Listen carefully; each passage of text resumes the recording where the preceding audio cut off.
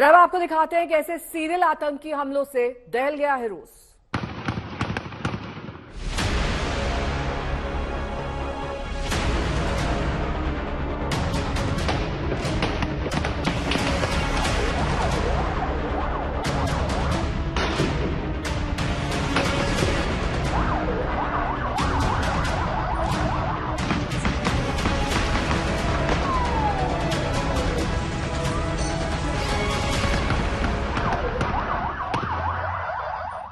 तो रूस रविवार की शाम सीरियल आतंकी हमलों से दहल गया। कम से कम 4 ठिकानों पर आतंकियों ने हमले किए हैं। उत्तरी काक्शस क्षेत्र दागिस्तान में हुए इस बड़े आतंकी हमले में 15 की मौत की खबर है, जिनमें बड़ी संख्या में पुलिस वाले हैं। 6 आतंकी मारे गए।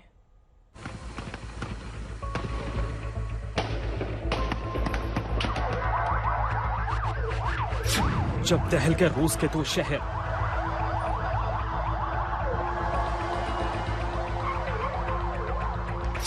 आतंकी हमलों से दहला रूस।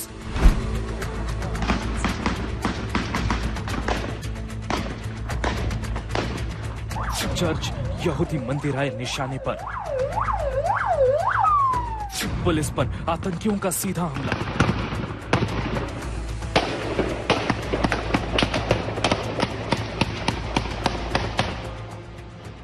दागिस्तान से डरपेंट तक आतंकी हमले।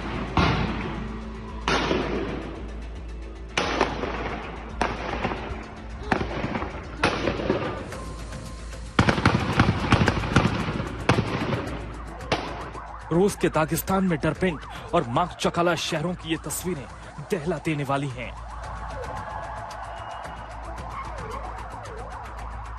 आतंकी सड़कों पर मोर्चा साधे दिख रहे हैं। तस्वीरों में 3 आतंकी ताबड़तोड़ फायरिंग कर रहे हैं।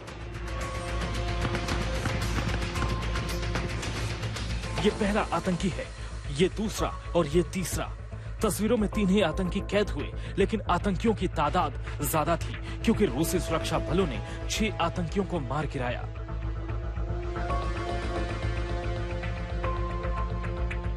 आतंकी हमले के बाद सड़क पर सन्नाटा छा गया। आतंकी वहां से आती जाती कारों पर भी फायरिंग करते दिख रहे हैं। इन आतंकियों के चेहरे पर कोई डर नहीं है।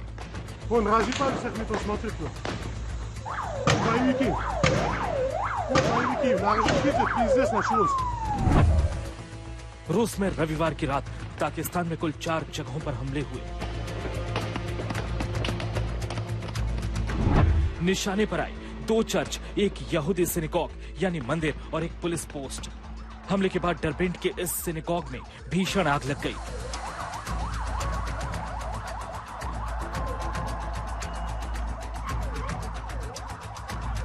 पूरा सिनेगॉग जलकर राख हो गया। दूर तक आग की भीषण लपटें उठती देखी गई। हमले को लेकर मिल रही जानकारी के मुताबिक दागिस्तान के 2 शहरों माकचकाला और डरबेंट में यह हमला तकरीबन एक ही समय हुआ।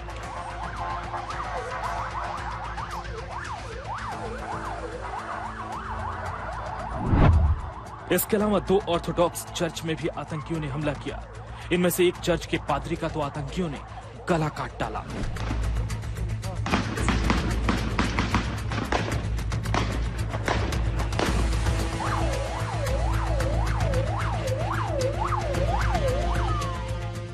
रूसी सुरक्षा बलों ने दोनों जगहों डरबेंट और माकचकाला में मोर्चा संभाल लिया और गोलियां चला रहे इन आतंकियों को ढेर कर दिया।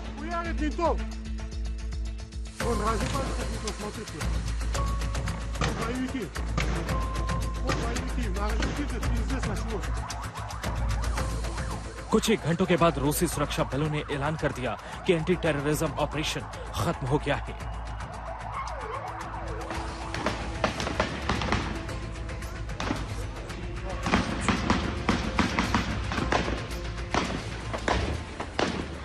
आतंकी भले ही ढेर कर दिए गए, लेकिन यूक्रेन के साथ जंग में उलझे रूस के लिए ये हमले चिंता पैदा करने वाले हैं।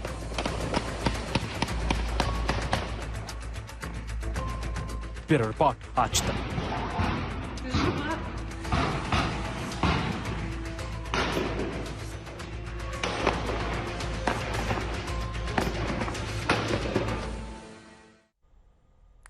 गौरव सावंत मेरे सहयोगी इस वक्त जुड़ गए हैं तमाम जानकारी के साथ। गौरव, आपसे यही समझना चाहेंगे, दरअसल इस सीरियल जो आतंकी हमले हैं इनका मकसद क्या है, क्योंकि किसी खास मकसद से यहूदियों को, चर्च को, पुलिस को टारगेट किया गया है? क्या है ये मकसद?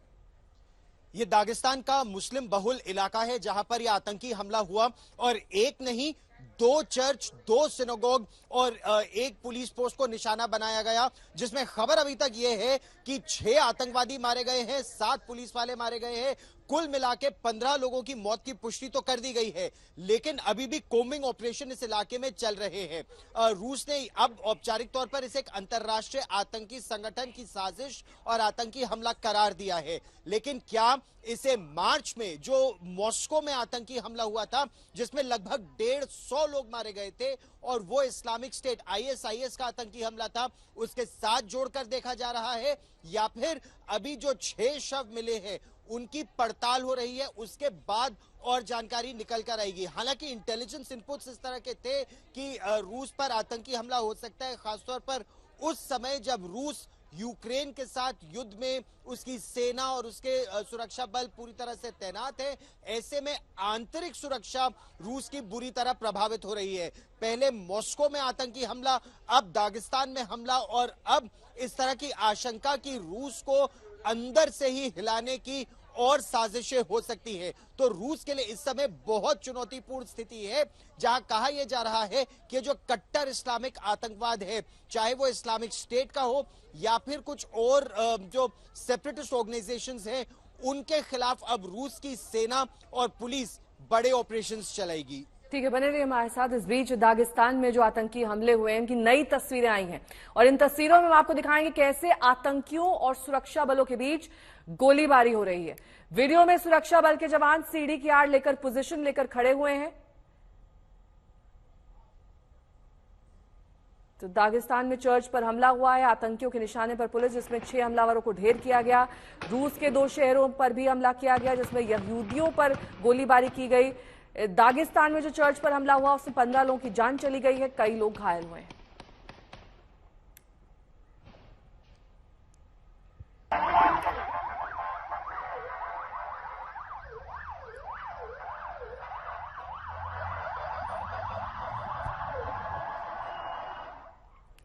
तो दागिस्तान रूस और पुतिन के लिए किसी दुखती रग की तरह है। पहले भी यहां हमले होते रहे।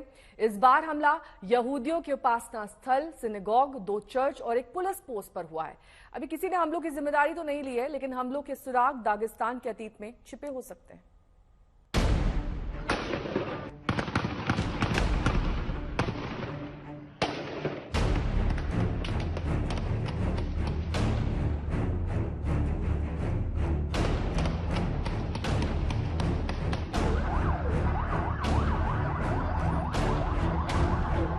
यह हमला पुतिन के लिए बड़ी चुनौती है। चुनौती इस बात की कि क्या ये यूक्रेन के साथ जंग के चलते हुआ हमला है या फिर इसमें किसी अंतर्राष्ट्रीय आतंकी संगठन का हाथ है।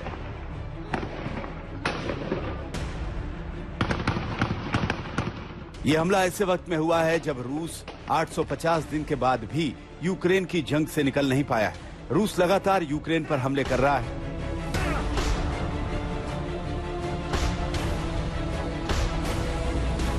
इसके अलावा जिस दागिस्तान में यह हमला हुआ उसका अतीत भी बहुत कुछ कहता है। ये वो इलाका है जहां रूस के लिए चुनौतियां रह रहकर उभरती रही हैं और जिस तरीके से यह हमला किया गया है उससे यह भी साफ है कि यह आतंकी किसी बड़े और खतरनाक आतंकी संगठन से जुड़े हुए हैं। अभी तक किसी ने हमले की जिम्मेदारी नहीं ली है, लेकिन 2 बयान आए हैं। रूसी न्यूज एजेंसी TASS ने कहा है कि हमलावर एक अंतर्राष्ट्रीय आतंकवादी संगठन के सदस्य थे। दागिस्तान ने कहा कि यूक्रेन और नाटो देश जिम्मेदार हैं। दागिस्तान के नेता अब्दुल खाकिम गद्जियेव ने कहा कि कोई शक नहीं कि हमले यूक्रेन और नाटो देशों की खुफिया सेवाओं से जुड़े हुए हैं।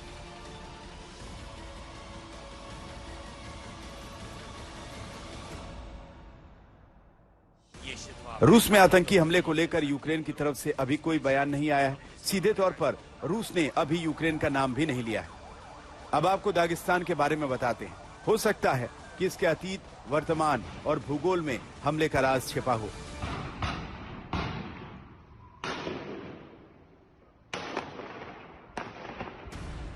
ये सूबा रूस के उत्तरी काकेशर क्षेत्र में है। दागिस्तान मुस्लिम बहुल इलाका है। मॉस्को से ये 1600 किलोमीटर दूर है। यहाँ ईसाई और यहूदी भी रहते हैं।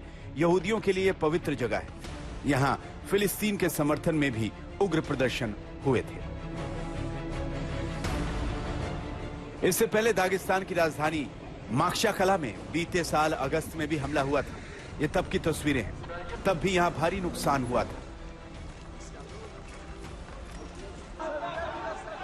और ये तस्वीरें उससे भी खतरनाक हैं। फिलिस्तीनी समर्थक बीते साल 10 अक्टूबर को माक्शाकला के एयरपोर्ट में घुस गए थे। कई घंटे तक एयरपोर्ट से लेकर रनवे तक इन प्रदर्शनकारियों ने बवाल मचाया था। हालात ये हो गए थे कि इस एयरपोर्ट को बंद करना पड़ा था। फिलहाल सिर्फ कयास लगाए जा सकते हैं कि हमले में किसका हाथ है, जब तक कि रूस की एजेंसी किसी नतीजे तक नहीं पहुंच जाती। आज तक ब्यूरो। तो दागिस्तान में हुए आतंकी हमले की नई तस्वीर आई है सामने। तस्वीरों में आप आतंकियों और सुरक्षा बलों के बीच गोलीबारी देख सकते हैं। वीडियो में सुरक्षा बल के जवान सीढ़ी की आड़ लेकर पोजीशन में हैं। गोलियों की आवाज गूंज रही है और इस हमले में 15 से ज्यादा लोगों की जान गई है। दागिस्तान के 2 शहरों में हमला हुआ है। हमला यहूदी उपासना स्थल पर हुआ। 2 चर्चेज और पुलिस पिकेट पर भी हमला किया गया।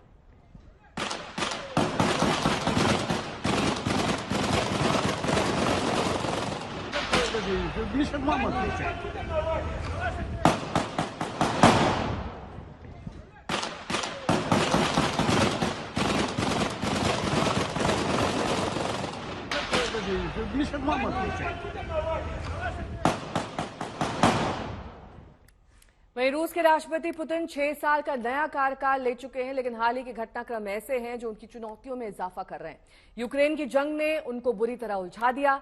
दुनिया के स्तर से लेकर अंदरूनी तौर पर पुतिन मुश्किल हालात का सामना कर रहे हैं और ताजा हमले ने पुतिन की दिक्कत और ज्यादा बढ़ा दी है।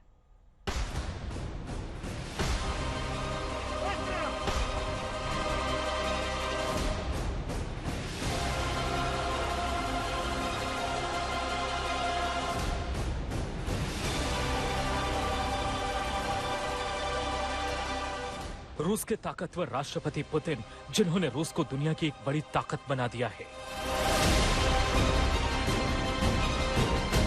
पुतिन, जिनसे यूरोप से लेकर अमेरिका तक खौफ खाते हैं, जो अपनी शर्तों पर अपना मुल्क चलाते हैं। लेकिन वही रूसी राष्ट्रपति पुतिन अब कई चुनौतियों से एक साथ सामना कर रहे हैं। यूक्रेन के साथ उनकी जंग 850 दिन पुरानी हो चुकी है। यूक्रेन के पीछे अमेरिका और यूरोप की बड़ी ताकतें लगी हैं और रूस की जीत दूर की कौड़ी लग रही है। उधर पुतिन अपने स्वर्ण काल के बाद अब चुनौतियों और सवालों का सामना कर रहे हैं। ये आतंकी हमला भी पुतिन की चुनौतियों की एक कड़ी है, जिसके बारे में पुतिन से पूछा जाएगा। रूस के लोग वैसे भी यूक्रेन जंग को लेकर तीखे सवाल उठाते रहे हैं। अब ताजा हमले से पुतिन के लिए मुश्किलें खड़ी होंगी तय है। उधर रूस भी यूक्रेन पर लगातार हमले कर रहा है। 850 दिन के बाद भी रूस यूक्रेन के शहरों को नेस्तनाबूद करने पर तुला है। ये रूस के यूक्रेन पर हमले की ताजा तस्वीरें हैं। यूक्रेन के शहर खार्किव पर रूस ने कल ही हमला किया था। खार्किव पहले से रूसी हमलों से तबाह है। कल के हमले से एक बार फिर खार्किव में तबाही का मंजर दिखा। लोग हमले के बाद इधर उधर भागने लगे। कई लोगों की मौत हो गई। एक बुजुर्ग महिला के सिर से खून रिसते दिखा। कई घंटे तक मौके पर अफरा तफरी मची रही। टूटे घर और तबाह इमारतें देखकर आप अंदाजा लगा सकते हैं कि हमला कितना भीषण था। रूस यूक्रेन पर हमला कर रहा है, लेकिन अब उसके घर के भीतर इस हमले से सवाल उठ खड़े हो रहे हैं कि क्या यूक्रेन को तबाह करने पर आमादा पुतिन खुद के मुल्क को महफूज नहीं रख पा रहे हैं। इस हमले में जिस तरीके से आतंकी बेखौफ होकर सड़कों पर गोलियां बरसा रही हैं, उससे तो यह साफ है कि मॉस्को से 1600 किलोमीटर दूर दागिस्तान सूबे तक आते आते पुतिन की धमक उतनी नहीं रह जाती। ब्यूरो रिपोर्ट, आज तक।